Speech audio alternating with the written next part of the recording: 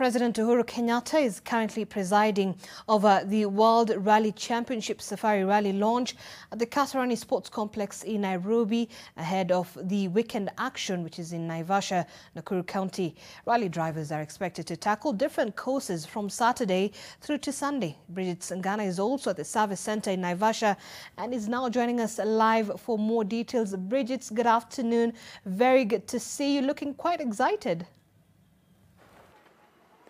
Indeed, excitement coming from a point of being in the first experience, for the first time experiencing the World Rally Championships. This is after a nearly two-decade break, and the excitement that you're seeing me portray is quite palpable from where we are at. This is the main news conference center where the rally drivers will be having question and answer sessions with the media, that is international and local, once they complete various stages of the rally. What has happened earlier on in a few hours ago is that President Uhuru Kenyatta has officially launched the World Rally Championships, the African chapter for that matter. This is the only other location where these championships are being held outside Europe. The other chapter will be in Japan, that is in Asia. But today what is happening here is that we are expecting the drivers to come back here once they do the special stage circuit. That is going to be a 4-kilometer course there in Kasarani in Nairobi County, and then they will drive back themselves. This will also be an opportunity for Kenyans to see these drivers, the international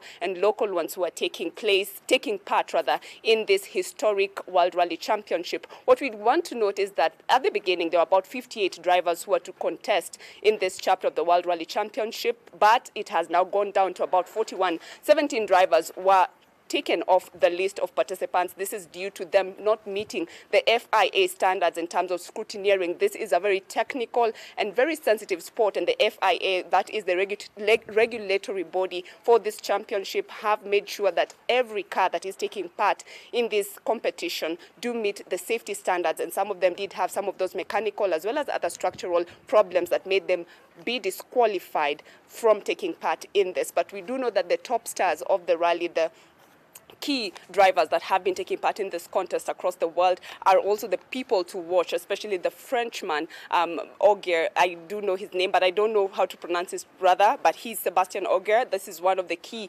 contenders for this. And once they finish the special stage, Zainab, in Nairobi, that is in about a few hours from now, they'll drive back. So people between Nairobi and Nakuru will be able to see these drivers just driving down slowly, coming down here, where they'll now have a night stay here in Naivasha. And tomorrow we do expect the president to also be here to kick off the chapter of this rally. We do understand historically that this used to be a 5,000-kilometer journey across the country, that is traversing the depths and the lengths of Kenya. But now it has been reduced to about 300 kilometers plus. This is because of the safety concerns that the FIA had. For Kenya to qualify, they also had to identify courses that would meet the safety standards both for the drivers and the spectators. What we do understand is that tomorrow they're going to tackle 3 courses. Chui Lodge, that is about 13 kilometers. The drivers will have that in the morning session, then come back, have a news conference where we are at, and then go on to Kedong. That is another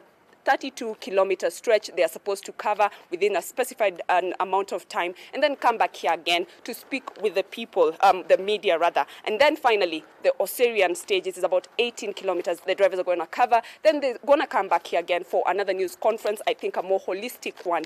The World Rally Championships, rather, Zainab, are going to also be a key income-generating activity here in Naivasha. We do understand that we do expect a lot of people to come down here. The head of state is going to lead a delegation of international and maybe local leaders coming here to Nakuru County to witness this. COVID-19 prevention or prevention matter is also key for the organizers here. We did a story yesterday just documenting on how the drivers are operating in a bubble, and also here where we are at is a low density area. And if Sam can just pan to give us a feel of how these news conferences are going to take place. Initially they were virtual. It means they were behind this wall behind me, and the media was in a separate room where they would get transmission from here via Zoom into the media center. But tomorrow we're going to see the drivers in person. They're going to be standing at the different stations that have been designated, and we're going to be forced to use maybe stands, mic stands rather, to avoid contact, so that they can just come here, we speak with them, and also maybe kind of also avoid contact as much as possible with the drivers. What you can see also is that we're also going to be standing on the other side of the barrier, and so this is just one of the measures. But we do understand, even though the concern here of COVID-19 is really being minimized, we would want to look at how the spectators are going to take in this experience, how they are going to maybe also going to ensure that they are safe during this period. But there's a lot happening. The director is telling me to kind of wind up, Zainab. Apart from the excitement, there's going to be the pros and cons of this rally, but we are here to document history as it unfolds in this historic chapter where Kenya is really ready to rally with the world. Bridget, and you know what, it sounds quite exhilarating, but also the frenzy on how the huge number or the presence of Subarus in Vasha, as they call it, is also quite interesting. But away from that,